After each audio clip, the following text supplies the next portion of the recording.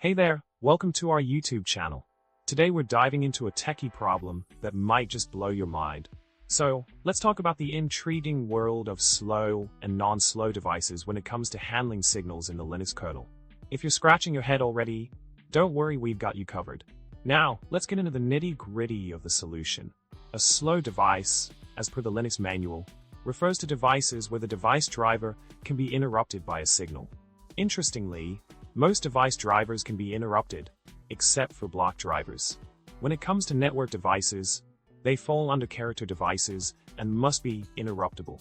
As for GPUs and ASIC accelerators, the guess is they aren't considered slow devices because they're blazing fast and probably didn't bother implementing interrupt capabilities. It's all about that need for speed. In summary, the distinction between slow and non-slow devices boils down to whether their device drivers can be interrupted by a signal.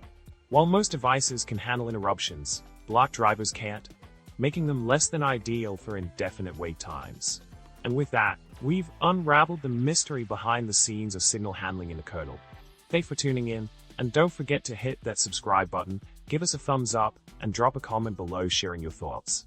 Until next time, stay curious and keep exploring the world of tech.